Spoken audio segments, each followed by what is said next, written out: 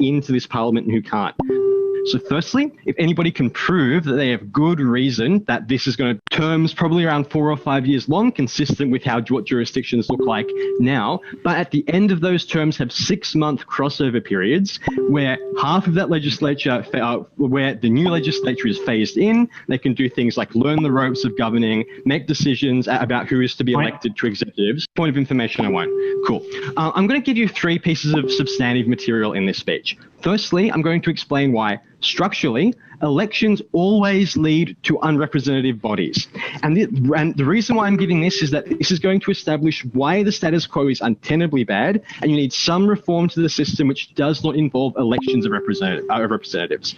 Firstly, elections require some level of financial capital to be able to, compete in that election. You need to do things like hire officers, so hire staff members, hire advertisements. Television advertisements are very expensive.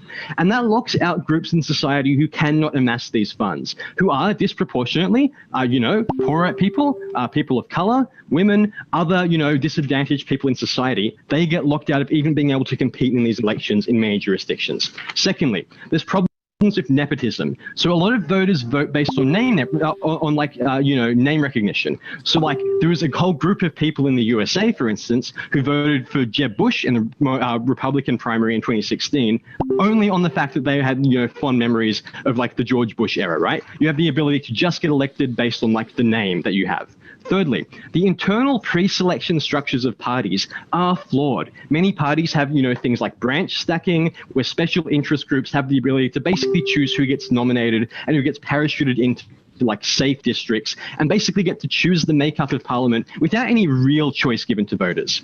Fourthly, many jurisdictions have cultures of political apathy, where electoral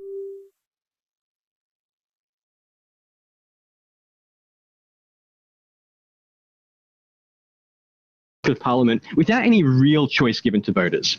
Fourthly, many jurisdictions have cultures of political apathy, where electoral incentives, like the ones which Side Negative might seek to, champion in this debate, do not work because people in society outside of election times, often forget about the poor decisions which members of parliament make and do not vote on that when the next time. Pandering and voter fraud, which also poisons the electoral process.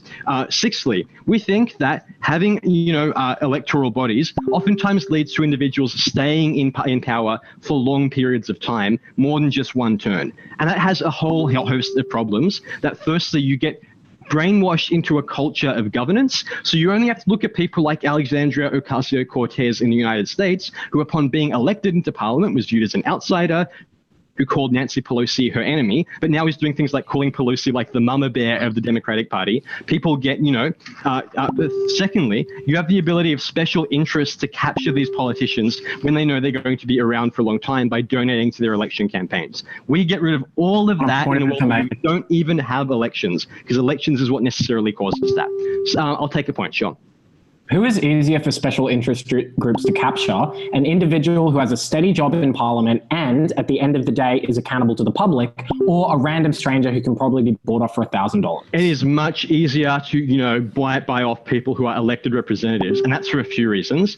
The first reason is the one which I just it's not that literally you can bribe the politician, right? There's laws against that. It's that you donate to their election campaign. And that is something which allows them to understand, without any quid pro quo, that they should work in your interest. You get rid of that when they don't have an election campaign. So secondly, in this speech, why do we think elections themselves are bad? So this is the process of elections, not the legislatures which they represent.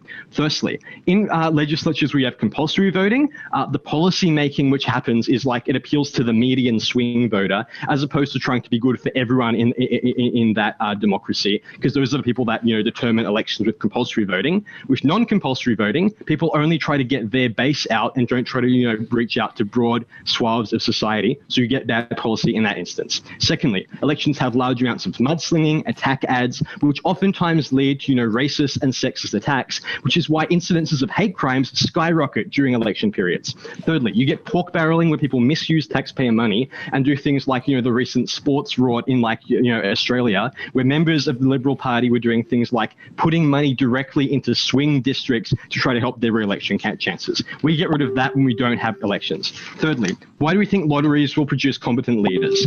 Firstly, because statistically, due to like the law of large numbers, they're going to be representative. The chance that you have large amounts of people from different backgrounds with different amounts of knowledge. No, thank you. No, I don't have time.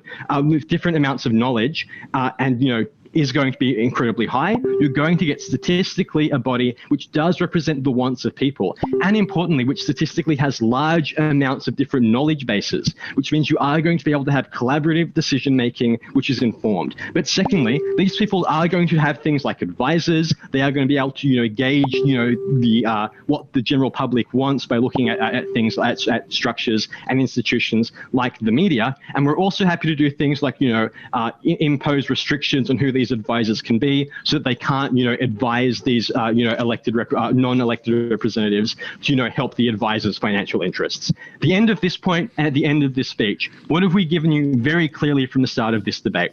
Firstly, a detailed characterization of why systems which rely on elections always lead to bad policy and an unrepresentative legislative system. And secondly, we've given you a clear comparison between the status quo and what our lottery system looks like, and explained why we believe these leaders are going to be competent and going to be addressing all the problems which I outlined earlier in this speech. Very, very proud to affirm.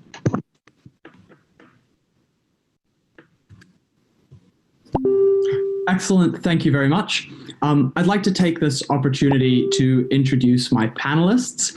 The first, sitting across from me at the kitchen table, is Grace Bellworthy from both the University of Otago and the University of Auckland at this stage.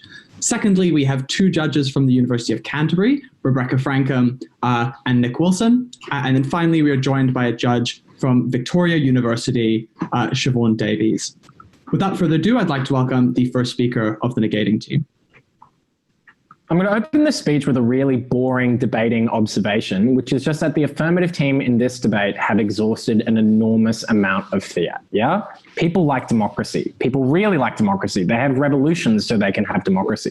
So to upturn a democracy entirely requires an enormous amount of political capital. So the question you should ask yourself is not, do democracies need fixing? It is, with the enormous amount of political capital available to both teams, how ought we fix those democracies? What do we support? We support quotas at all levels of parliament. We support things like having aldermen at local councils, but we also support having a disproportionately high representation for minority groups like Indigenous Australians in Australia or trans individuals in the United States, for example. Secondly, we also support changing the way that we operate with small parties. So we give them more money, we give them greater representation and greater say in the Senate. And thirdly, we also support strong measures against corruption, the kinds of things that the leader of the, well, I suppose the first affirmative speaker had such a problem with.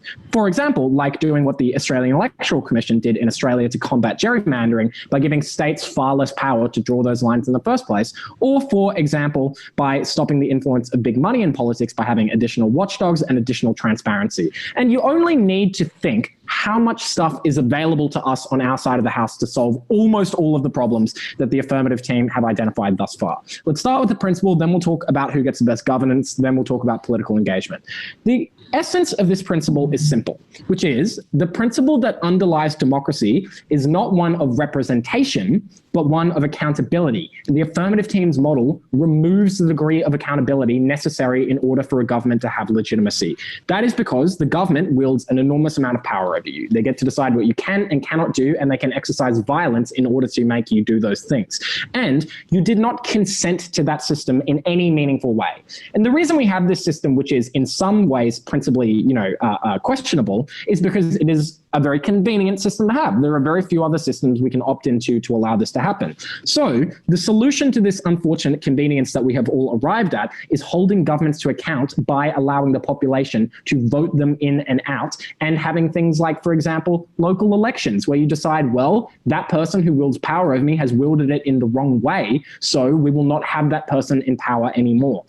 And at the point where you remove that accountability, the government loses all of its legitimacy. And this has two conclusions. Firstly, very obviously, you shouldn't be able to govern in this way. If I could, for example, take Ben Jackson and be his life coach and force him to do all the things I wanted him to do, I'm sure he would have a better life. But that would be an enormously immoral and illegitimate way for me to exercise my power. Secondly, and the practical outcome of this is due to people's lack of respect for the legitimacy of government anymore, you're going to end up with far more instability. Like, imagine how this takes place in poor developing nations where these democracies are already at risk of backslides. You get riots, you get more opportunities for fascist leaders to take the reins and take power.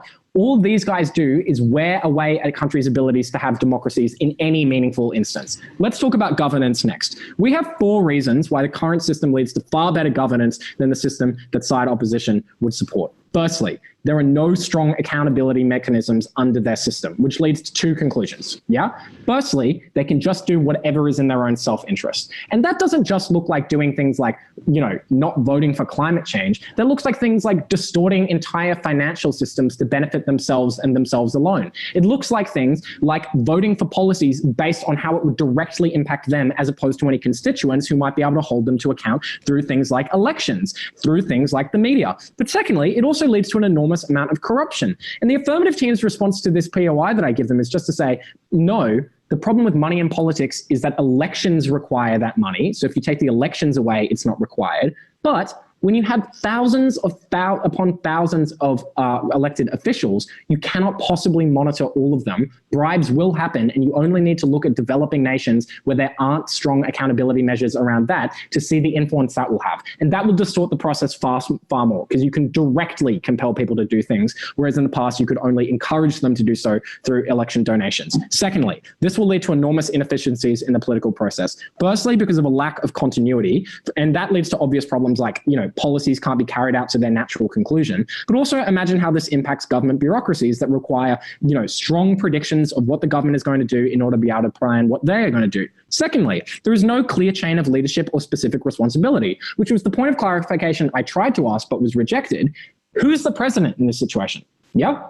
Who's the Minister of Defense? It is unclear who is doing what, and that leads to enormous problems. And not just in the general ether, it leads to enormous problems in specific times like this when we require strong leadership in order to weather through crises. But thirdly, there's also just an enormous lack of information about who does what. Yeah, you don't know what political allegiances people hold. You don't know what policies people are proposing. And their model of an incredibly large government only makes this far, far worse, because how do you organize yourselves in a way that policy is made at all? Thirdly, the policy would be very bad. That is firstly because of a lack of experience they have drafting the policy at all, leading to an enormous amount of errors, but also because secondly, they have a far lesser degree of information, both because of the fact they haven't been in Parliament for very long, but also because they don't have access to things like policy writers that parties have, like technocrats who can support them. But thirdly, it's also just for the very trivial reason that they're probably just not as sharp as a lot of politicians. Like, politicians have to be smart to get your vote. Yeah, like they have to have some ability to maneuver the party ranks and get people to vote for them. And the average Joe is probably not going to be as smart as them and make as good a policy. Fourthly, let's talk about representation, because these guys are just like, you get an accurate portrayal of representation of minority groups in the public. That's not sufficient. If trans people are accurately represented in Parliament, there'll never be a policy for a trans person ever again. Yeah, they're just too small of a population proportion. Our quotas problem fixes that enormously. Finally, let's talk about engagement. It is incredibly important to have a population that is engaged with politics, yeah? Because in the absence of that, the government almost has no accountability whatsoever. People don't care what happens. People don't know what they should think happens. And the problem with this system is in the absence of elections, that is all but certain to happen. Firstly, because the process of elections is hugely informative. And the first affirmative speaker is like, no, actually, it's just constant mudslinging. Some of it is, yeah, but it's also the greatest wealth of political knowledge that most people are going to be exposed to on their day-to-day basis. Ben, what do you got? The vast majority of the time of elected officials is not spent on the high-minded work of governance or anything like that. It is mostly spent on trying to secure re-election, which incorporates things like, for example, attempting to make sure that you have enough fundraisers and attempting to make sure that you spend enough time with your constituents. Don't you think that the sheer labour cost involved in that is enormous enough to outweigh many of the consequences of inefficiency? The first thing I would identify is, even if you believe that point of information to its totality, it is almost totally unimportant. Yeah, our case explains why government would not be able to function in any meaningful way. That explains why parties who would be generating excess revenue in our world, just allocate that differently. Secondly, it's not true for the reason that elected officials don't spend their entire time electioneering. They spend an enormous amount of time on policy, and then once every 4 years spend a 6 months period on elections where they also do their job at the same time. The second reason why you get less engagement from the public is because people do not any longer feel like they have any ability to influence politics and therefore have no reason to get engaged in politics. And finally, because you remove the incentive of political parties to inform the public about policies and inform them about what they ought to believe. Their world, seriously, is fucking insane. Parties have no right to do this to individuals. People will riot. There will be backslides into fascism. And even in the best case scenario, they end up with the world's most inefficient government that doesn't help anyone. Kia ora. Thank you very much. I would like to welcome the second speaker of the affirming team.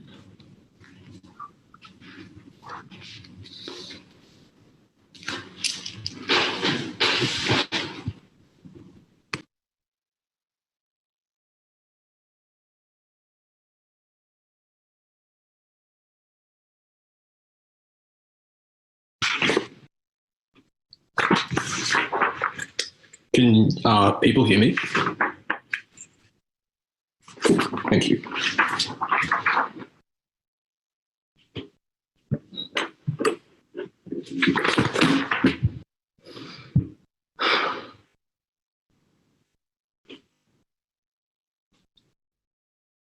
Let's be clear. It doesn't matter how much affirmative action you're going to implement, you still have people who are beholden to interests of re-election, people who are beholden to the very, very yummy taste of being captured by corporations and incredibly, perverse special interest groups. I think it doesn't matter where you are on the chain or in the chain of society, people are still capable of being corrupted over time, and this is the model to get rid of that completely. Three issues in this speech. Firstly, on the principle, the question I'll ask here is who's more representative, i.e. which side is more democratic? Ollie kind of gets the definition of democracy wrong when he says, well, democracy is about accountability and stuff. No, democracy is about the people having power, meaning that if we get rid of the status quo, which is that only the most privileged and only the most powerful are capable of getting re-elected, it therefore means that it is democratic insofar as it is insofar there's a lottery. That's why the Greeks had lotteries before their democracy, and you would probably say they probably had some kind of democracy.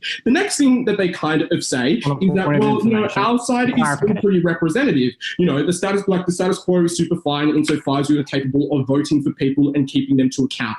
That's a lie, because gerrymandering exists under your side. You also have people who become servants to special interest groups. You don't get rid of that incentive. Even people who are trans, even people who are from minority groups are capable of having that kind of incentive being put on them. No. And you also get rid of the ability for minorities to still enter, because it is still only the most powerful people in those AA sections that are capable of entering power. I think that you fail your own principle in this debate, but I don't think that it is a very good principle either. They then say, well, random Joes can be bought off and special interest groups still have power in our world, and there's no accountability in our world. Three responses. Firstly, we obviously think people still care about their country. So the average Joe, yes, is perhaps average, but he still cares about being able to provide good outcomes for his country. That looks like trade, and that also looks like, getting better social welfare policies. We think it's the same like jury duty. People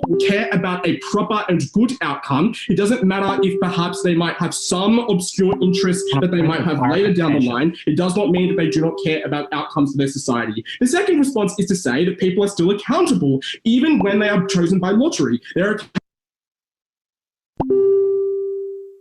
of the media, and also by the fact that they still have to re-enter society, meaning that if you institute some sort of really terrible policy, you are going to have to face the wrath of the people and the community that you go back to. It is very likely that these people are going to go with the interests of their group to parliament, meaning that we get still some accountability under our side. The difference between our accountability and their accountability is that their accountability is subject to elections which which are prone to gerrymandering and elections who are also prone to only favoring the most powerful. That's the difference between our accountability. Ours is better. Third response on average Joes, we think our side is still comparatively better, even if it is true that, there is no accountability, because your elections suck for all the reasons I told you, Aaron told you, which was that it was only the most powerful and it was subject to gerrymandering. I'll take a point of information. Yeah, it's a point of clarification, and it's the same one I was going to ask Aaron. Again, how in your world is the president decided? Like, what's the leadership structure in this mythical universe? Okay, so I will respond to that in my second issue when I talk about why we get quality policy. Onto the next thing that they claim onto representation. They say, we have enough political capital for AA. Well, I'm not sure about this, but even if it was true that you had all that political capital, firstly, this doesn't work because obviously I told you for the same reasons why, your elections suck, that it's only the most privileged of those classes that still get in. But secondly, you don't even get your own version of democracy because you corrupt democracy corrupt your version of democracy so much, that is that you erode the choice that people in society have. That means that you must choose from a selection of trans people. That necessarily means that you don't get your version of accountability. The next thing that they say is, people don't consent to this system. That's symmetric. No one consented to people who get into power for no reason. For example, Donald Trump, who lost the popular vote. They then say, really small demographics that excluded, for example, trans people. Obviously, we can expand these legislatures to include a larger sample size of society.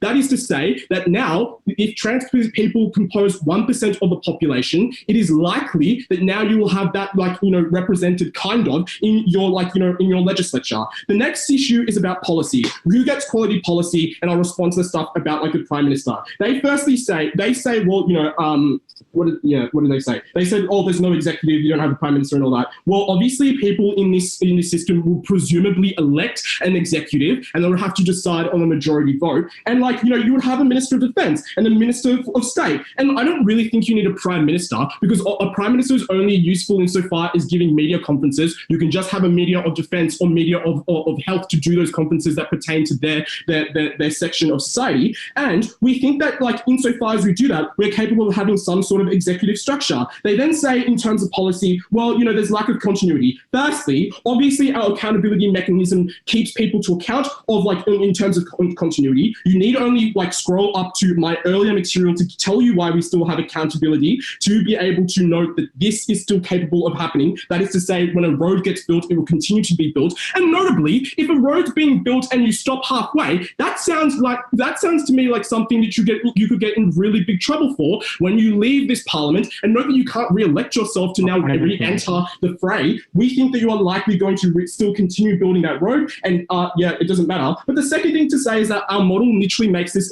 irrelevant because our model says a 6-month period, meaning that the new lottery people are going to be inside the legislature. They're not going to vote the same way that the current legislature does, but they're going to be able to be part of those offices to see how the legislature at that point is governing society. So we think that phasing period gets rid of that argument. They then say in quality of policy that no, they're not technocrats and these people are stupid. Firstly, obviously people have incentives to have advisors and do the right thing when it comes to creating policy. Secondly, you don't need to be Machiavellian and Frank Underwood to be a competent politician. There are a litany of good politicians that are very good faith that are capable of running this country. Thirdly, your politicians are also stupid. You have people in Australia like Malcolm Roberts, who doesn't believe that climate change is real. You also have people like Sarah Hanson-Young, who believes that Snow Patrol is an actual patrol when instead it was a TV show. You do not have competent politicians either. Ours is more competent. Why? Firstly, because it's 50% of the population now that are women. 50% of the population are women are now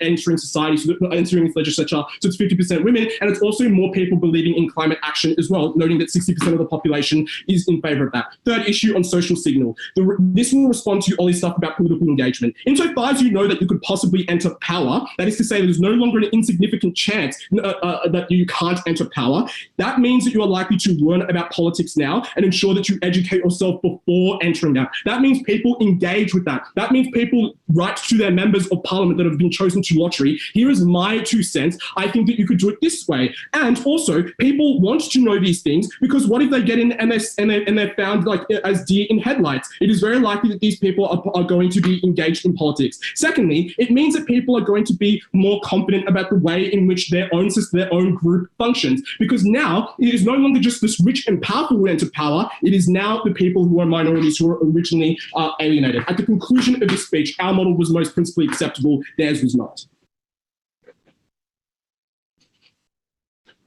Kia ora, thank you very much. I would like to welcome the second speaker of the negating team.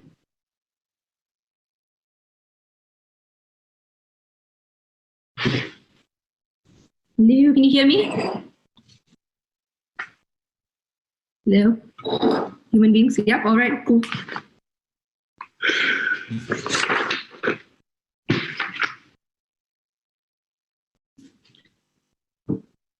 The problem with this affirmative team is that they engage with a democracy that we do not prop in this debate, yeah? Because given the frame that Ollie presents in this debate and the amount of political capital you have, the problems that they have in this debate immediately go away. Things like gerrymandering that are a result of politicians having control in the legislature. Things like, for example, political disclosure or like not having a cap are a result of us having a lack of political capital. If it is true, you can scrap away democracy and people are willing to take the chance, like whatever the chances are in the lottery, we will think that we were able to implement this, which is to say we get rid of the large problems they speak about things like political capture by richer individuals, things like, for example, political parties pandering to these individuals. I am not sure why it is exactly the same. They haven't given us a reason for why our system does not work or why the fiat does not apply. If they don't do this by the end of this debate, they have lost the comparison. So the first thing I want to talk about is whether or not we think there is more or less corruption and accountability within the system. Then I'll talk about the principle, then I'll talk about representation and the political makeup and the political landscape as a result of this. The first thing I want to talk about is with regards to corruption and financial capture. This is ridiculous. To the degree that we can fiat and say we can do things like reforms, obviously that is not absolute and we do have some degree of financial capture. This is uncomparative for a couple of reasons. First is, obviously we think that election, getting re-elected or being a campaign politician, being in a political party is obviously the strongest incentive for you to be accountable in that people aren't going to vote for you in the next election if you take bribes from the foreign government. If it is true that you are getting politically captured by, for example, huge amounts of like oil lobby in an era where more and more people are becoming pro-climate change, it becomes exceptionally hard because that is the accountability mechanism. Their response here was just, people still care about their country, so they won't take money. That's ridiculous. Do you know how beautiful cash handouts are in the developing world to fuck people over to do things that are against their interests? People also don't have the capacity to make meaningful choices. Through them, they might be doing what's good to their country, but they'll be taking $1,000 and they'll probably do shit for it. Obviously, we think the accountability mechanism that they present here is ridiculous. The accountability mechanism here was you would face the wrath of a community. What? Like, for starters, you're not getting re-elected, so fuck. The community can get angry for like an election season. Then they have the next group of people to worry about. You would have gotten all the benefits of like making policies for for you and your community. Obviously, we think this accountability mechanism is shit. The second is where there is a lottery system that exists, and people are probably not going to get elected, or like it's very rare that they get elected. It is obviously just true that there's high amounts of apathy. Look at the analysis Ollie gives you about buy-in and why more and more individuals are going to get are not going to be engaged in politics to the same degree because they feel they have very little control. They might be engaged once they get elected, but before that, because it is so random and people don't know if they're going to get elected, you don't get the benefits that they speak about. So it is not true in this debate that they have the accountability mechanisms that we do. We think they have higher amounts of corruption and things that they can't control. We think re-election is obviously the best way to do this. This is coupled with the fiat that we give you and political capital. We think for those reasons, the problems they speak about in democracy are absolutely bullshit. The second thing I want to talk about is the principle in this debate. Yeah, they kind of go, people don't have power in the status quo, and obviously we think the lottery system returns the power to these individuals. I have a couple of things to say about this. The first thing I want to say is with regards to what this representation looks like you can have a large group or like a large parliament and you have gotten people into office. This is the best case scenario for them. But large parliaments, the current parliaments go into political gridlock all the time. Yeah, we don't agree on each other. That's with election and like the possibility of re-election where you have to compromise. Imagine a world in which you don't don't get re-elected. This is a random group of people. Obviously, we think this does absolutely nothing. It's probably quite tokenistic. The second thing to note is obviously we think this is not an assured thing. In a world in which minorities make very small populations, you don't get the same like consistency of individuals. What's the comparison here? A couple of comparisons we have here. The first is obviously in a world in which there are minority politicians, they do things like they invigorate their voter base, so you get secure like African Americans for areas that are African American, for example. It is also true that a lot of communities are able to do things like concentrate their like spending into one particular person to get them elected. That ensures continuity for the communities. Things like policies for African Americans or trans individuals are more likely to happen in our world. You getting them once or twice every 5 elections is obviously not the same level of representation. We think we would prefer that. Their response here was just, oh, but quotas are undemocratic. What about that? Yeah, all right. Okay, let me explain how quotas work. Yeah, in some countries, the way quotas work is that you have like 5% for like indigenous populations. The highest like voted person gets that particular portion. But second is democracies have some exceptions.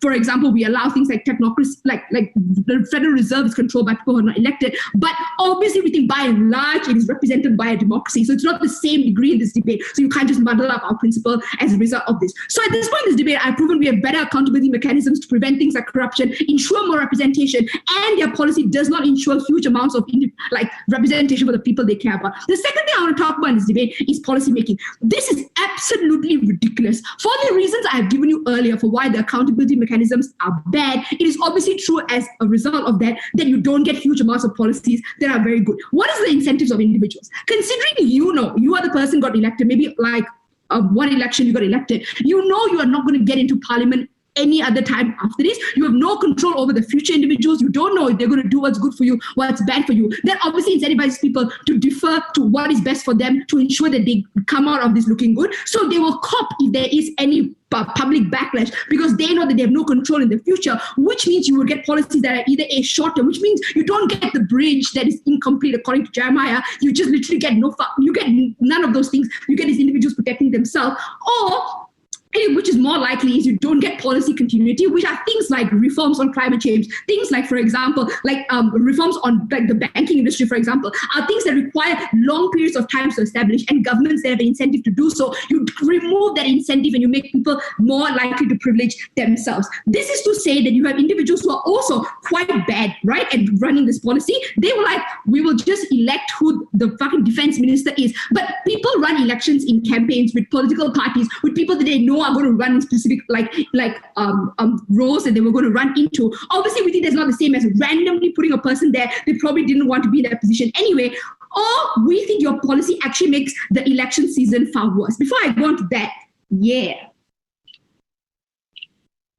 off. Sorry. So the problem with even affirmative action is that people are spending more than one term in power. So that means that even minorities are capable of being susceptible to corporate capture and also susceptible to perverse interests. Yeah, okay, you're not dealing with any of the stuff I said earlier, not the comparison and representation, not explaining why your policy is like comparatively better in terms of getting them into office for a sustainable amount. So that doesn't work. The next thing I want to talk about, which gets like absolutely zero response, is with regards to buying into the election system. Obviously, we think this policy disproportionately impacts the developing world. Yeah, it is obviously true that there is like very little support for institutions like the courts, institutions like the president's office to do things like implement policies in order for individuals like in the rural areas to get things like infrastructure, a point at which is a random lottery. You incentivize things. I'm not even exaggerating this. Things like race riots, things like ensuring that you hurt individuals so when they get into office, they're scared of you. Those kind of things destabilize countries insanely. I'm not going to talk about the economic and social impacts as a result of this, which means you get huge amounts of opposition to like democracy and the system, and then you allow backsliding in the worst instances into autocracy. Yeah. So we think those systems are obviously in place for a reason. We think screwing over them makes it far worse for these reasons. The last thing I want to talk about is just with regards to pre-election, because obviously a lot of information that exists leads to public debate on information, that things like that changed Overton window, for example, those things are massively reduced, and it means that people are less informed, which means every election, people are just reversing the mistakes of their previous person, so it becomes far worse. For those reasons, I beg you to oppose. Kia ora, thank you so much. I would like to welcome the third speaker of the affirming team.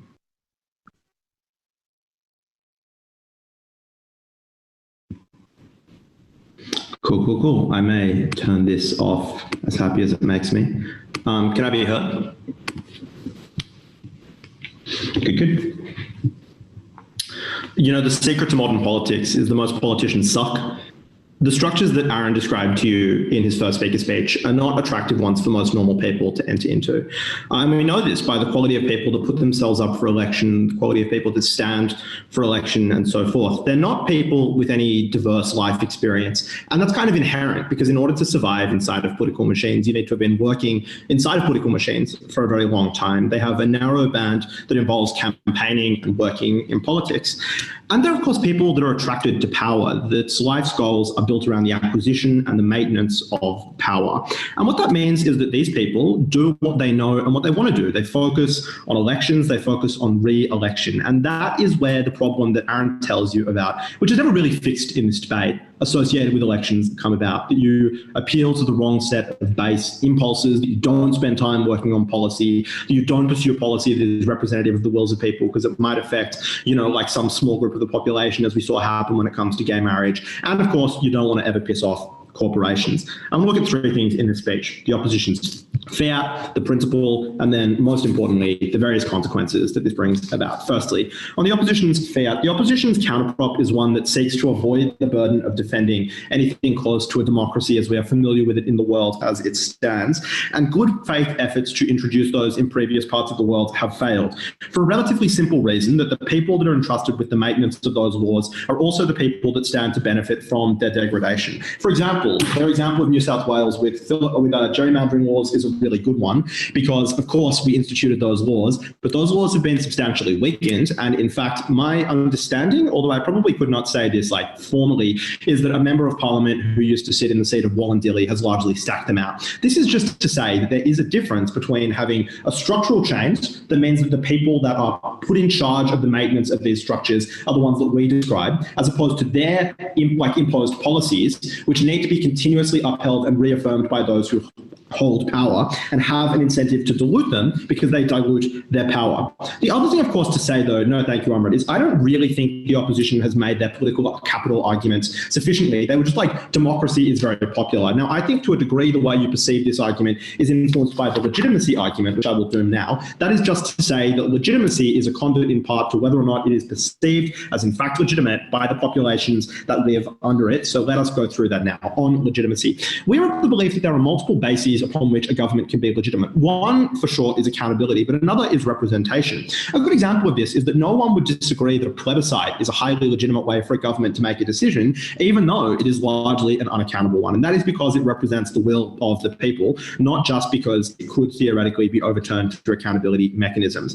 And we tell you that the law of large numbers guarantees, in a way never contested, that this population has opinions and beliefs largely representative of the general population. And that is why there will not be riots in this debate, for example, because when you have a large mass of people who look like you, and think like the rest of the people in your community making these decisions, they're likely to be regarded as somewhat acceptable, particularly when you consider the comparative in which there is at least an enormous understanding across most of the world that elected parliamentary representatives share the traits that I told you about in my introduction. So I don't necessarily think that this argument fits that burden. But of course, if you did care about representation, we had a suite of responses. Firstly, Aaron shows you substantially that the status quo fails to fix that. And as I showed you in that first issue, they've at least got some of a burden to stand for some of those problems. Secondly, because there is the accountability mechanism of these people returning to their community, which means they'll constantly be thinking about it because they know they're not there for a very long time.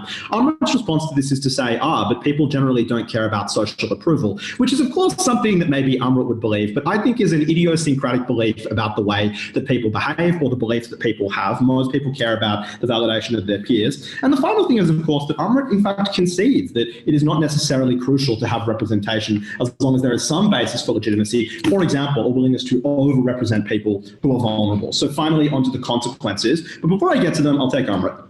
So obviously it is true that representation becomes better in a world in which people have access to things like control over their legislation and do things like pump individuals. When it is only you once, why wouldn't people have incentive to riot, backslide, and low buy into a system? Because you literally can't opt into it anytime after the first time. Oh, okay. We can just start there, I suppose. So this is actually quite a simple thing. People now have a good understanding that they have a possibility in the future of participating in government, and people are far more likely to know people that have participated in government, which means government and government representation is far closer by you and a far more tangible proposition. So while you don't get the ability to vote, you have an understanding that you, people from your community, and people very much like you are probably going to be in there, which we think provides a similar basis for understanding and desire for engagement that then means that people are still likely to educate themselves and still likely to participate. As Jerry tells you, to no response. Let's talk about accountability next. The opposition gives two strands of fail. The first is with regards to bribes. Now, we tell you that, of course, this would be illegal. The opposition's response is that it is hard to monitor 2,000 people, which is totally crazy, right? Like if you have 1 in every 10,000 people in your legislature, which is still a relatively large number, it is relatively easy for the police to monitor them, particularly given their finances won't be that complicated because their job is being in the legislature and there's no necessary reason for them to do anything that is that corrupt. But also because the trade-off for them is bad, because once you have accepted a bribe, there is always a risk that you will be caught and you will be probably punished prospectively, and it's difficult to predict the consequences. I think most people will be risk averse. The better version of this argument is the idea that people will vote in their self-interest. Of course, sometimes this is true, but that is good if you have a representative legislature, because all a democracy is a series of people voting in their self-interest. So if people are voting in favor of bills that benefit them personally, right? If you're one of 2,000, like if it is a highly idiosyncratic bill, that literally does not matter. If you are like a large mass of people in the legislature, that implies that it is in fact a good bill that ought to be passed. The second thing that we hear is a set of arguments about inefficacy, and I think that this argument ignores the fact, essentially, firstly, that there would be a long period of time before it in which these people got together and figured out who would be there. Secondly, the idea that governments have staff that perform an enormous amount of the execution of these things.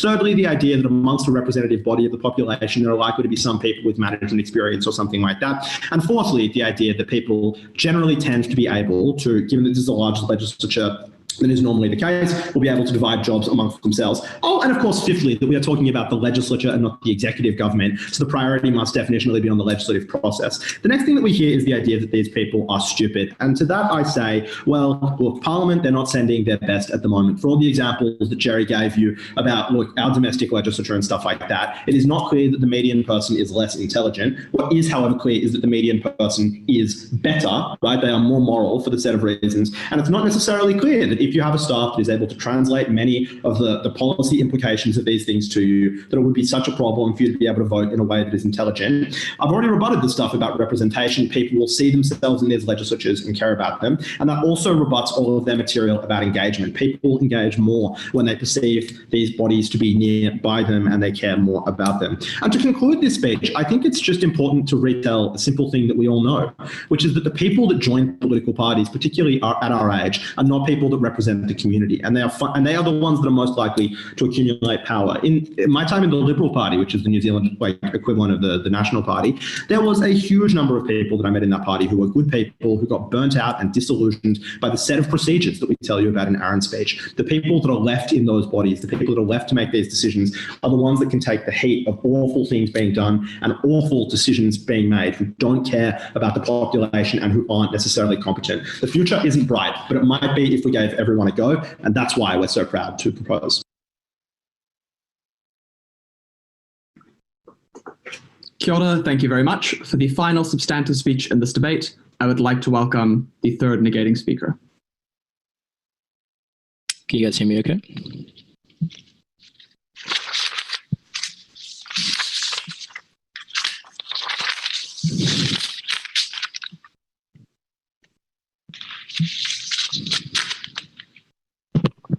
Let's start with a very simple question.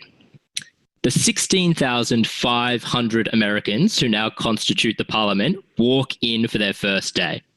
They need to choose a treasurer. Who do you choose? Because presumably a lot of those people have an interest in being the treasurer, and presumably a lot of them put their hands up, and presumably you have to have a long spirited debate where you canvass literally thousands of people. And then you need to extend that over an extraordinarily large sample size for almost every single decision. And you know what? Even when you do get your treasurer, the people who most likely put their hands up were probably white, wealthy people who had some experience in that area, so you didn't get much more of a better election anyway. But even when you did that, you just did not have the accountability that you were describing. First, a question with respect to fiat and our model, then a question with respect to like executive failure. Then we're going to look at the extent to which this has practical issues, and then we're going to look at some other material that is not responded to properly. First, on our model, we tell you a litany of things that we can do, all of which are very reasonable and all of which are based on things that have already been done to some extent. The response firstly comes with respect to, at third, a new attack, saying, well, this isn't a reasonable thing to do for a couple of reasons. The first being that there is no example of what we are describing. And the thing to say there is, no, there's not an example of what we're describing. But maybe, but there's also not an example of what you're describing. There are no states in the world that have their entire parliaments appointed by lotteries. But what we have has much closer analogies. And in fact, one of the things is the Australian electorate laws with respect to gerrymandering, which would have been exceptionally successful and which Ben points to as a bad example, which is ironic. The second thing Ben says is it's in the interests of governments to retain power. Sure, but firstly, that is extraordinarily bad publicity where you have a functioning media.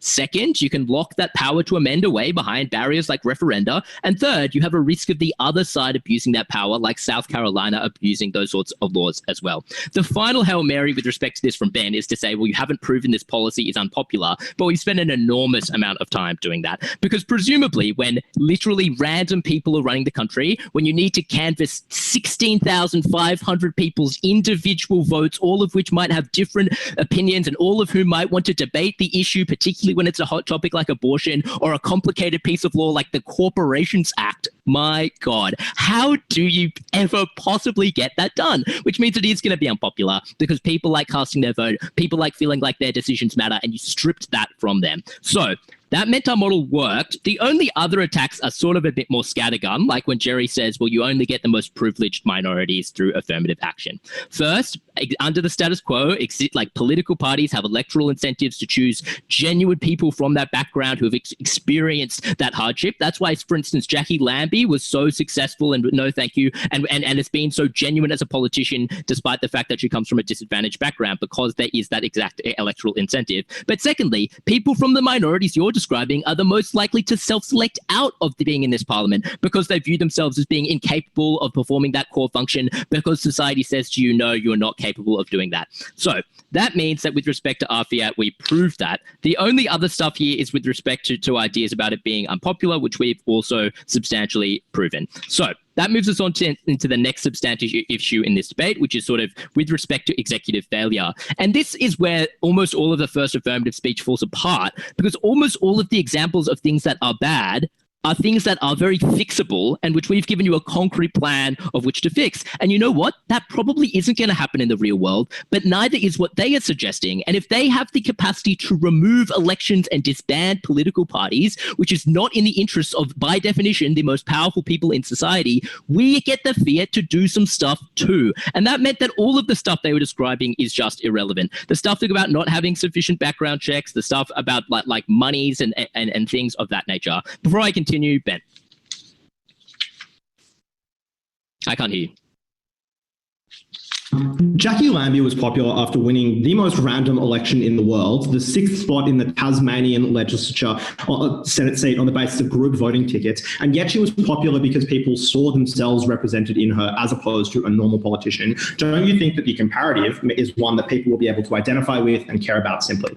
But you guys often don't get Jackie Lambie, and we are the team that gets more Jackie Lambies because by your own token, she is a popular person who you have incentives to elect, but also has incentives to, into your system, self-select out of the very democracy that you're trying to establish. So let's move into the area in this debate where things really fall apart for this team, and that is with respect to executive failure. We tell you, firstly, that there is just no expertise in relevant executive positions, people like the Attorney General, people like the Treasurer. They counter at second by saying, oh, well, we're going to allow you to vote for those people. But firstly, how do you know enough about that individual when literally hundreds or thousands of people are putting their hand up to be in that particular position?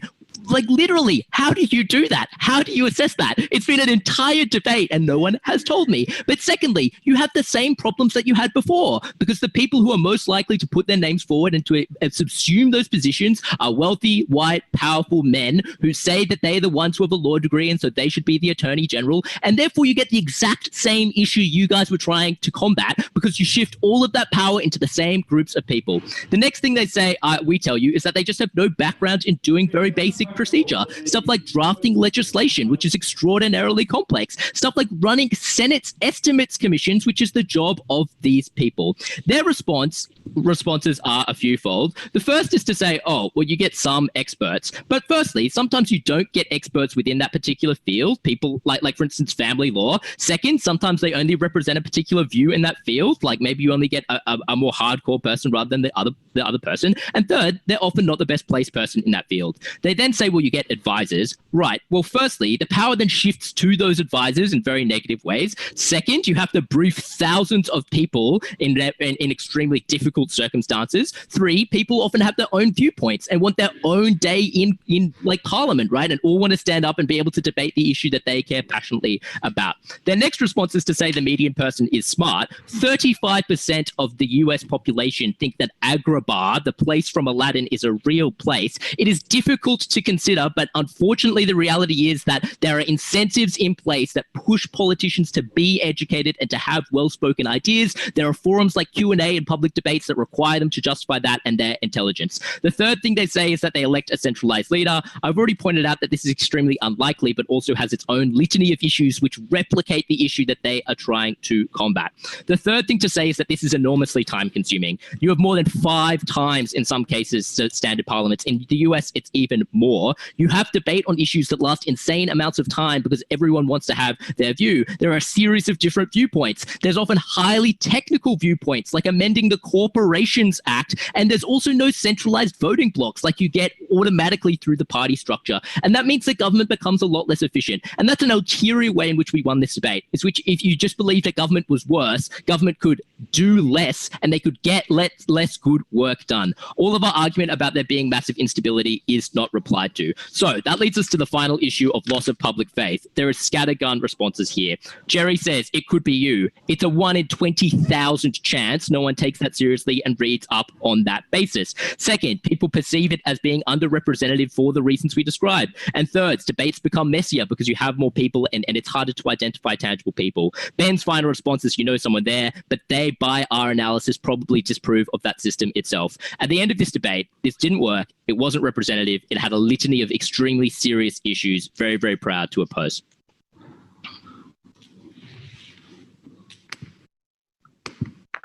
Kia ora, thank you very much. As is traditional in this style, I would now like to welcome the negative leader. I want to begin this reply with 2 observations. The first observation is a boring debating meta one, but check your notes and just observe how much of Ben's speech was new. There were new mechanisms, new parts of the model, new justifications for things that were never there in the case thus far. If you're impressed by Ben's speech, don't be, because he didn't do his job as a third and talk about the case as it was. Secondly, they push on us that we're not defending our burden of the status quo. But look at your notes and just see how bad we describe their world to be. Our world is broken, but their world is broken beyond repair. And that is the reason most clearly we win this debate. Let's start by talking about policy. Then we're going to talk about the distortion of money, of politics by money. And finally, we're going to talk about legitimacy. Let's start with policy. They basically give you one piece of positive material here. And they say you would increase representation in the government. We get over this in 3 ways. The first way is to just point to our current model. We can have quotas, and our quotas achieve what they do symmetrically. And in some areas, they achieve even more, because for people like the trans population, who they try to model in a different thing for its second, as they cannot do, we are able to have higher than proportional quotas for trans individuals. And their only response to this is to say, well, actually, in our world, those minorities will still be in power for a long time, so they will be corrupted by time. But the first thing I would observe about that is those minorities might be corrupted by time or whatever their mechanism was, but those minorities still care about the issues of their own group and still get the same representative benefits that these guys seek to get. So it's symmetric in that regard. But secondly, they just never step through why time corrupts you so. They only use an example of Alexandria Ocasio-Cortez and never explain why a long time in government would make you more likely to represent the interests of some oligarchical party that you feel some allegiance to, rather than just having more information about what is reasonable and about what is possible in Parliament, which is the first way we get over that only piece of positive material about policy, about representation. The second 2 were pieces of positive material we extend. The first one is by explaining that any policy benefits they can achieve are just entirely eroded by our explanation of inefficiency. The 70,000 Indians who will now make up the Indian legislature will not be able to get anything done, which means even if they can prove that this body would have all the good faith in the world, they don't know how to turn that into policy that meaningfully helps anyone. It is a limp system that can't do anything, which means they need to do more than explain to you that they would have good intentions, but that would be able to be executed in any way. And imagine how much worse that is made by the material we give you about engagement. Because now these individuals who are in parliament aren't only, you know, the average Joe, they're a worse version of the average Joe because they have no engagement with the political process in any meaningful way. And the only reason they give you as to why people would stay engaged with the political process is they know it could be them. No, it couldn't. 1 in 20,000 are awful odds. It's not going to be you. And Ben's trying to shift at third to a new model where he's like, no, they would have months in advance to prepare and learn, isn't sufficient for legislatures of tens of thousands of people. The third way we get over it is explaining that corruption will exist. And their only way of getting over this is saying, well, you can't take bribes. No, you can. And in the places where it matters the most, it will be commonplace. And it is far harder to monitor on the scale, even if it is still to some extent easy to monitor. Let's talk about distortion of politics by money. The important thing to observe about this is extraordinarily under-impacted by these guys. There is no strong reason to believe that the distortion of politics by money is as bad as a government that cannot function in any meaningful way. So even if they win this point in its fullest, it just doesn't matter to this debate's result. But secondly, we explain that we are able to just fiat this mostly away. And they only point to other examples we give as to how this wouldn't work, as opposed to explaining why this particular example we are unable to institute measures to get rid of. Finally, let's talk about legitimacy. As I explained from first, this debate doesn't really matter unless you believe that it is legitimate for a state to have complete control over its public without any strong accountability mechanisms. And they only ever say, no, it's representation that matters. That is not true. It is for the reasons I explain and they never bother responding to, which means not only is it principally illegitimate, but all the problems that Amrit, me, and Seamus describe about riots and backslides are likely to occur. You ought to oppose this motion. Thank you very much for that speech and to the entire Negative team for their contribution to the debate. To finish the debate, I'd like to welcome the affirmative leader. All right, thanks. Can I still be heard by everyone? Cool, thanks. There are two questions in this debate. The first is, would a lottery or an election better lead to governments that implement good policy? And the reason we're starting here is because it's here where our side showed that there were a number of serious problems inherent to elections, regardless of whether those elections were buttressed with strict affirmative action requirements, campaign finance laws, or not. To be clear, side affirmative in this debate does not believe that the Negative team has the level of fiat that they claim they do, for reasons which we elucidated earlier on in our case. But in this part of the reply speech, I'm going to take side Negative at their best and assume they get all of that fiat. Our line of argument here was multifaceted. Among other things, we told you that during elections, politicians spend time on the campaign trail rather than doing the job of governance, that during elections you get pork barreling and appealing to the median and swing voter rather than creating policy which helps everyone in society, or that thirdly, institutions like political parties select people from a wealthy background or in a way which is beholden to factionalism and branch stacking. And the only mechanism there which was ever given a direct response was the third one, where they try to compare that to our world, which they say still is not representative because, for instance, trans people and other individuals from small minority communities still would not get the requisite number of people represented in this parliament to push through legislation that they wanted. Notably, this line of argument cannot win side Negative this point because it only mitigates our material and does not defeat it.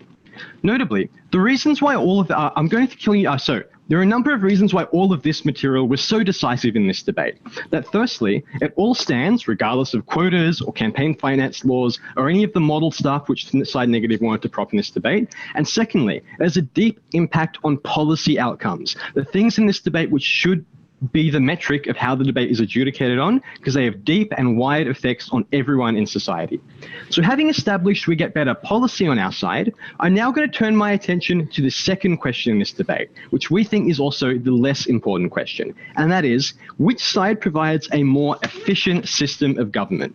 And the reason why we say this part of the debate was less important was because this part of the debate dealt with the expediency of getting policy passed, rather than whether or not the policy that does get through moves society in a positive or negative direction. That is to say, even at the worst case scenario for outside, where policy takes ages to get through, or it takes a long period of time to elect the treasurer, where there is immense debate, that would still be preferable to a status quo in which you get special interest and unrepresentative members of and party hacks having control over policy and moving society in a negative direction. The negative team's line of argument was that having a large legislature meant there would be difficulties in debate and appointing members of the executive. This line of argument had a number of problems which we point out throughout our case.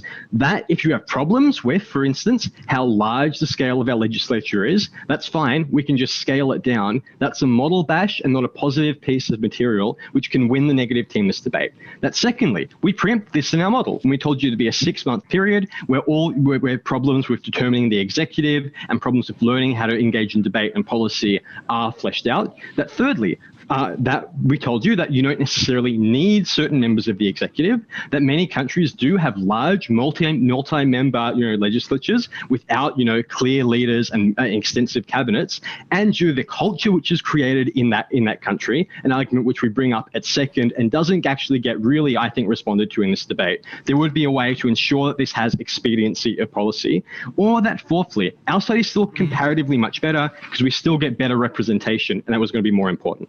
So, and notably, all of this means that a large swath of the negative team's case falls completely out. At the end of this debate, the negative team relied on model bashing and failed to engage on the comparative. Our side has done entirely the opposite, and that's where we've won.